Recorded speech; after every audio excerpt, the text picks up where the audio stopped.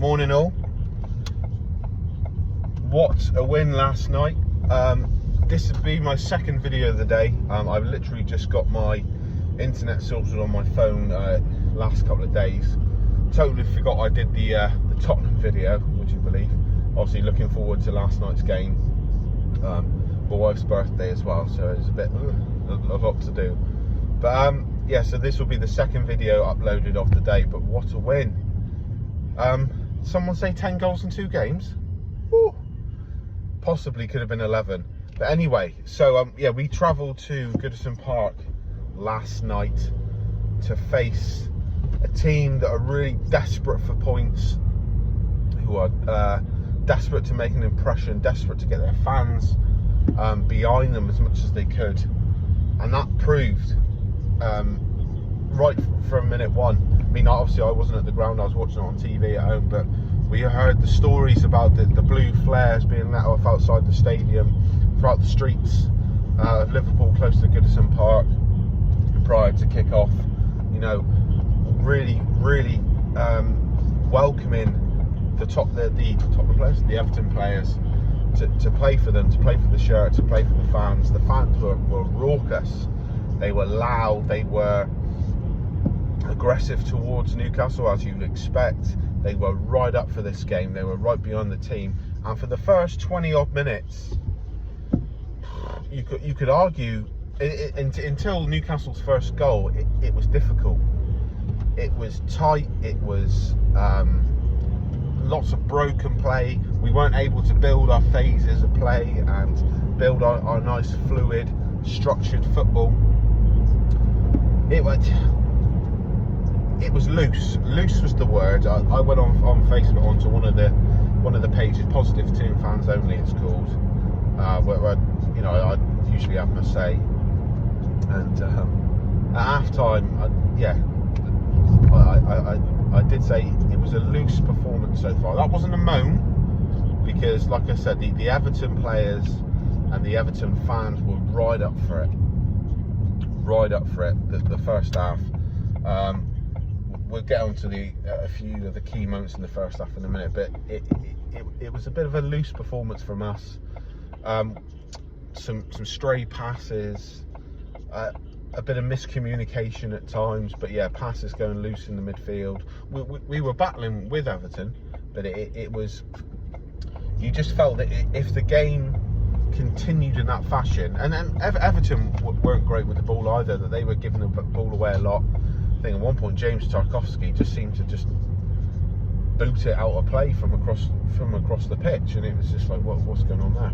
But they were loose with their ball retention and in possession as well. But you just felt like if the game continued in that manner, obviously being away from home, with Everton desperate for points, that they could pounce on an opportunity, and that could be it. You know, I felt that if Everton went 1-0 up, the crowd would have expanded again, and it just would have. It would have been like playing at Anfield in a way, because I feel like the Everton fans would have just dragged their team over the line. That belief and passion and sort of commitment would just balloon. As it happened, we took the lead. Not his best goal of the night, but the sort of goal you love seeing players like Callum Wilson, those poachers, you love seeing them score this kind of goal, because this is when you know, even more so than his second goal, this is when you know that he's on the money. Because Joe Linton gets the ball left wing, comes inside, fires a shot on the angle with his right foot. Pickford does well to parry it strongly. Well, he does well to get a good connection on it, but unfortunately for him, he parries it straight in front into the 6-yard area. A bit like Murphy last week from Joe Linton's shot against Tottenham. Callum Wilson was Johnny on the spot. He was the first to react, and he did. Launched himself forward. Just before the clumsy tackle come in, he pokes the ball hard into the roof of the net. 1-0. Finally. Brilliant. I say finally, we didn't have a lot of opportunities up until that point, but that was just the first in a sequence of events that quietened the crowd. Hopefully the sound on this video is a bit better. The Tottenham one, which I'll upload when I get home, or once I've been shopping and whatnot. I was on a different road. I was going to my sort of home village, as opposed to my normal route, taking the kids to nursery and going to work and stuff. And the sound was crap. So I'm on some slightly better roads. So hopefully it's not going to be in the background constantly. But the real key moment of the first half, in my opinion, I forget who played the ball through. It might have been only Dwight. What's his name? The ex-Burnley winger, Dwight McNeil. Is that his name? It might have been him playing the ball through. I can't remember exactly who. Their striker. God, I'm having a nightmare this morning. Dominic Calvert-Lewin launches onto the ball, latches onto it, and take nothing away, is a fantastic finish.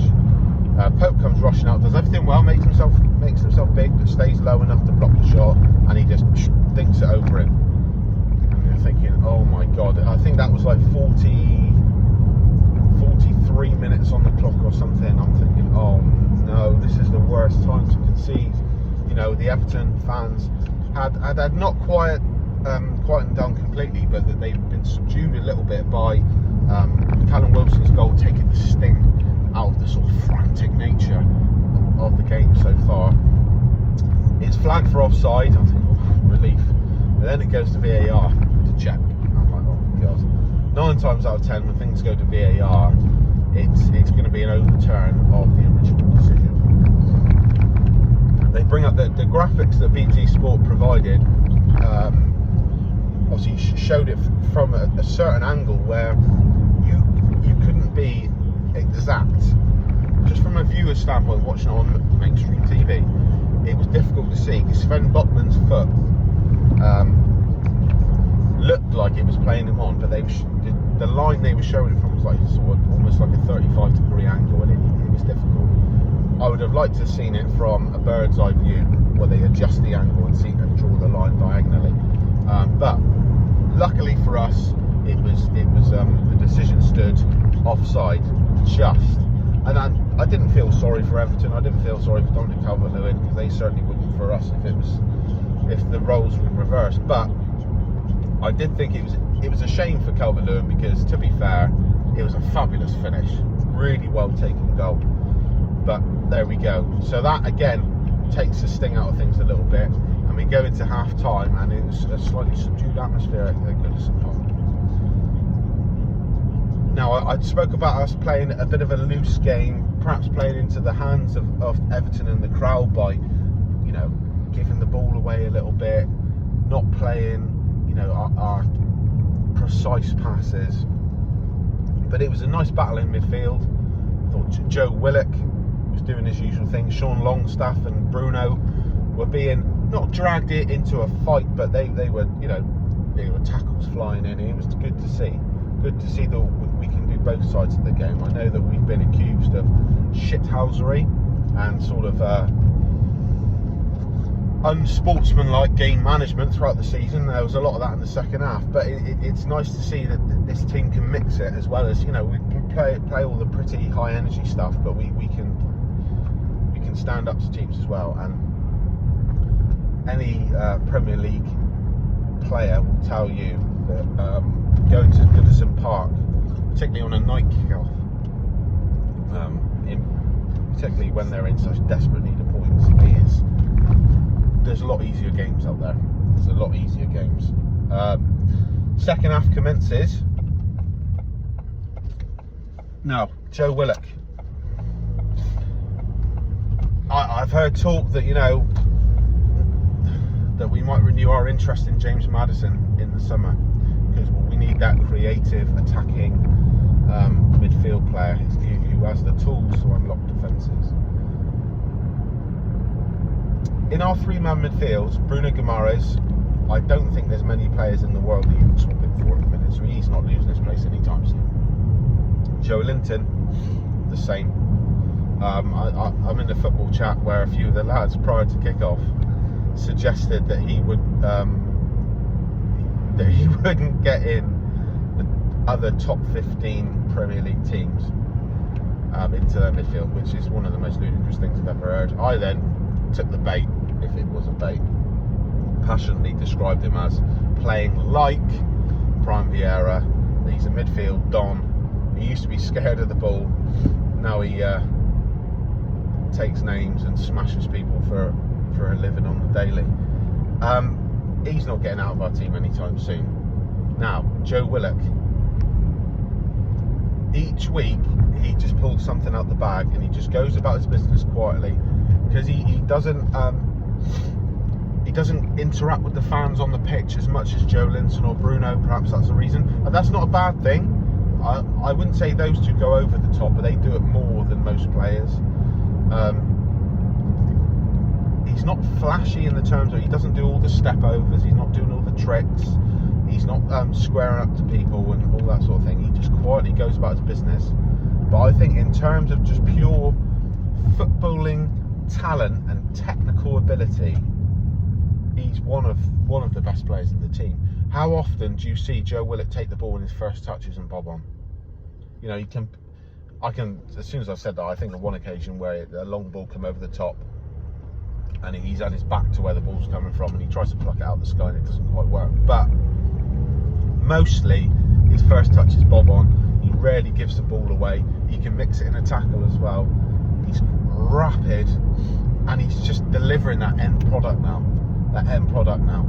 Last week I spoke about in the Tottenham video the pass for Alexander Isak's first goal was nothing short of absolutely sublime.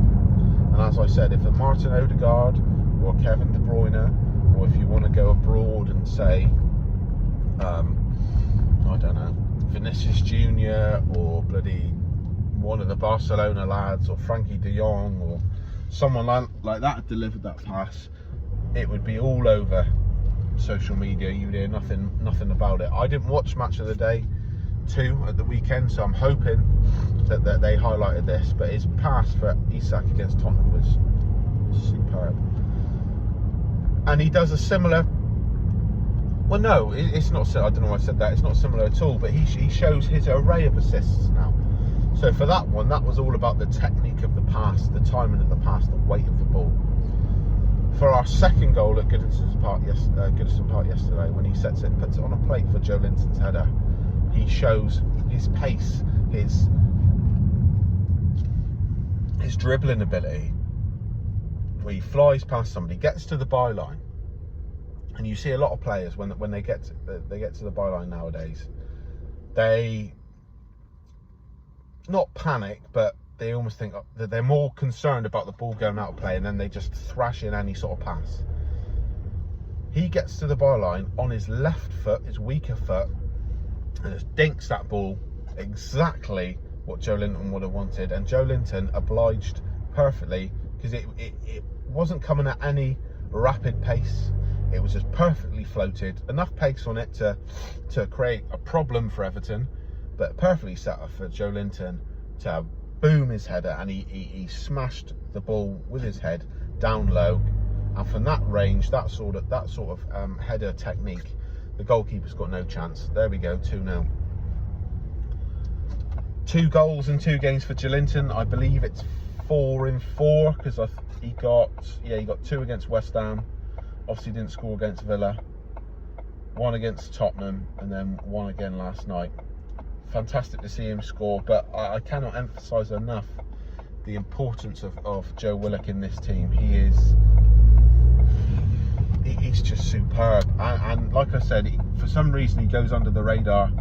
I'm no England fan. When they're in tournaments, I want them to do well, but you can call me disloyal if you want, but as soon as we got knocked out against France, or England got knocked out against France at the World Cup, World Cup, as soon as the penalties were over against Italy the year before, I'm over it by the time I've got to the car, to be honest. It's not the end of the world. But Joe Willock, it's got to be knocking on that door, because I can't think of another English midfielder that has got his attributes and his balance of attributes. You know, he doesn't score enough goals possibly, but we know he's capable. His touch is good, he can tackle, he can pass, he's rapid, and he's now laying on assists. He's a fantastic carrier of the ball, he drives with the ball. I mean, I go back to the 2-1 win against Leicester last season. You know, Bruno's last minute winner. Matty Target did fantastically, but Joe Willock was the one driving at the pitch who created that situation. Who, okay, it was a deflected cross, but again, driving to the byline with on his weaker foot and still managing to get a good connection. He's an extremely impressive player, and a player I would not be in any. I mean, adding quality to the team and improving the team is never a bad thing, but I would not be in a rush to replace Joe Willock. He is fast becoming one of my favourite players, and I know that's a bit sad as a 29-year-old man saying, oh, he's my favourite player, but he is fast becoming one of my favourite players. He's sensational. At this point, the win from the Everton sales is well and truly on the wane. The third goal is a thing of individual brilliance. The ball, we're sort of interchanging play on the edge of the box. Callum Wilson gets the ball. It reminds me a little bit of the Chelsea goal when Joe Willock, who we've just been speaking about, scored against Chelsea. I can't remember, I think it was Miggy was about to run onto the ball and Joe Willock just comes through like a train and bang, has it. Joe Willock this time was about looking like he wanted to take the ball on, and Wilson's just like, no mate, I'm having this.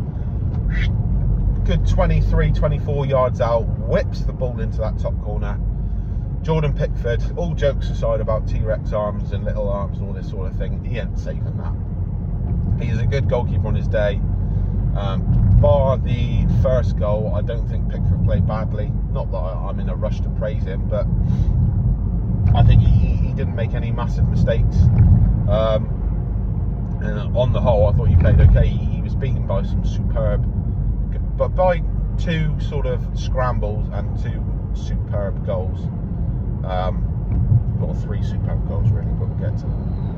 Fantastic goal, and I listened to a video from Craig Hope, the Newcastle journalist, this morning while I was in the shower, and he said that Eddie in the post-match press conference spoke about Isak and Wilson breathing down each other's necks. Now, I was a little bit surprised that Callum Wilson started. I spoke to a friend of mine, Brad, in the afternoon, and we sort of agreed that we thought that Isak would start and that Wilson would start against Southampton, with this being the more difficult of the two fixtures, particularly on paper. After that phone call, I thought, well, maybe Wilson might be better because, you know, he's English, he's played in the Premier League for a long time, he's used to these sort of atmospheres. Perhaps the atmosphere might be a bit of a shock to Isak. Thinking back now, that's absolute nonsense. Isak can handle anything you throw in. But it's interesting to see the interchange, but they're pushing each other on. I think Isak's on 10 Premier League goals now from 16 appearances, which is incredible.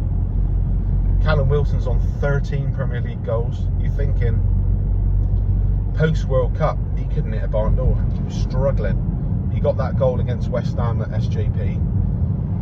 Then he was still, his performances before that goal were not great, even in the cup run. But he just has gone from strength to strength, and he's pinging them in for fun now. You know, he got what? One against Man U, two against West Ham. He got one against Brentford, but was disallowed. Then he got one against Tottenham, two again last night. Brilliant. And it was just an incredible finish. Not the usual finish you see from Callum Wilson. Like I said, his type of goal is more that first goal. And that's not a detriment to his ability, that's just his style of play. Like, for example, Alan Shearer would rather lash the ball in early, straight into the top corner, rocket the ball, blast it in, giving the goalkeeper no chance, than perhaps giving the goalkeeper a chance and going round him. It's just different horses for courses. different finishes for different sorts of players. But it's indicative of that point that Craig Hope made, that Wilson and Isak are pushing each other. They know they have to pull something out the bag special each week, else the other one's going to come in the week after for the next game. And so perhaps if Isak wasn't in such red hot form, Wilson wouldn't have tried that. You also got the school of thought of that Wilson's in such good form himself, his confidence is high. And I would say that strikers, probably more than any other position, are confidence players. His confidence is that high for him to try it. We then concede, which was, again, without risk of sounding like a spoiled brat and sounding like the minority of Toon fans, particularly online, who just expect us to sweep everyone aside, and as soon as we concede a goal, it's like, oh wow, that was shit. It was like I said to my wife, or I said to my wife, she's got no interest in football whatsoever. Big up, little shout out to her though, because it was her birthday yesterday and she let me watch the football. She was like, yeah, you can watch it, no problem. I said, no, have all you want on. It's your birthday. No, it's fine. She was happy. Went out and got her a curry. She did. But she is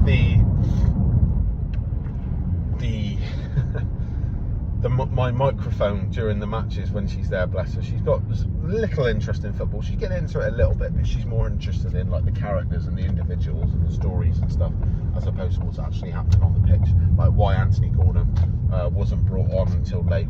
Why was he going to get booed? She got a bit frustrated with Sean Longstaff. Kept sitting down at one in treatment. Oh, why didn't he just go off? I was like, well, there's a story behind that. But anyway, it was, like I said to her, it was the way the goal was conceded was more disappointing than the actual having one scored against us. It was a weird one. It was direct from a corner, McNeil, and it's just the players at the near post all sort of went for it, and they sort of, I don't know, got caught underneath one another, missed it. That just bamboozled everybody. Nick Pope was furious. You rarely see him sort of throw his arms around or lash out, and he was not happy at all. Obviously, we haven't had a clean sheet for some time now.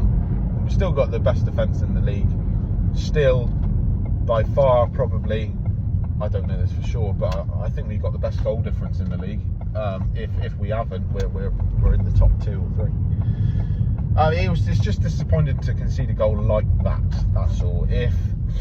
Like I said, if that corner goal hadn't happened and the Calvert-Lewin finish, the one that was disallowed, had stood, I wouldn't have been disappointed, because that was a quality goal. That was just pure quality. The pass, the run wasn't that good because he was offside, but very close. The pass, the run, the finish, everything about it was just oozing in Premier League quality. So I wouldn't have been that upset. But we are. We respond by going straight up the other end of the pitch. Alexander Isak, my word.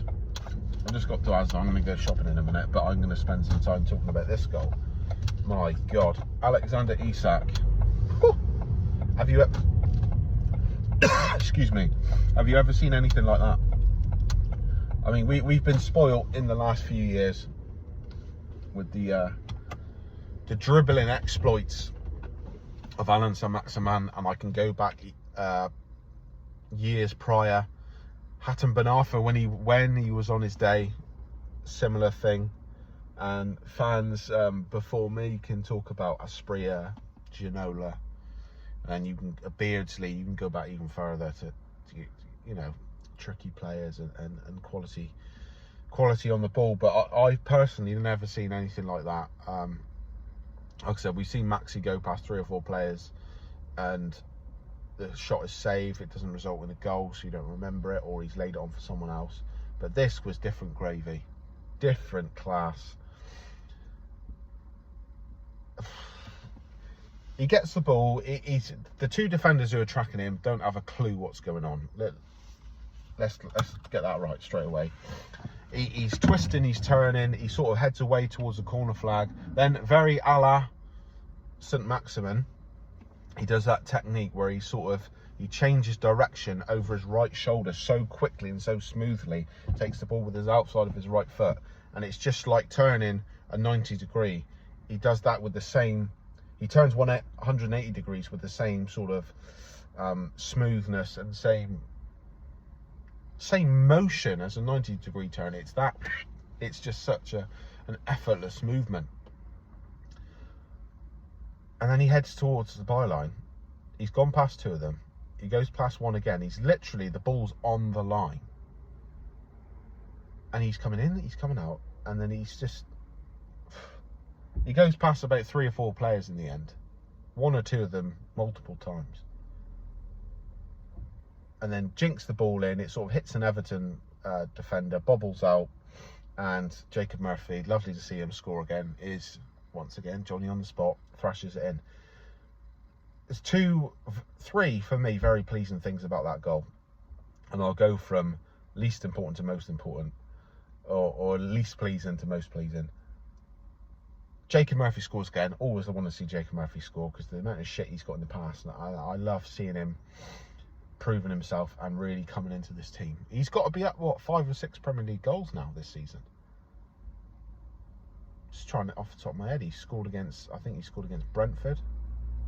Just off the top of my head, I can think of 4 without looking into it. Brentford, 2 against Spurs, 1 against Everton. But anyway, we got goals coming from all over the pitch. So Jacob Murphy scores the first. Oh, I forgot what the other two were. Yeah, I've lost my train of thought. So Jacob Murphy scoring is great.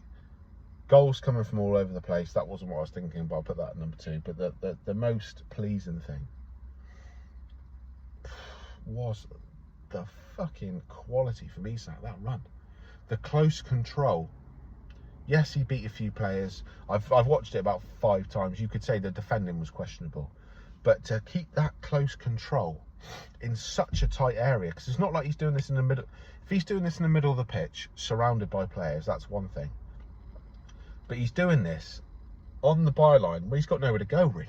You're thinking, a few times I thought he's either going to run the ball out of play, or they're just going to nudge him into out of play. But he's walking a tightrope.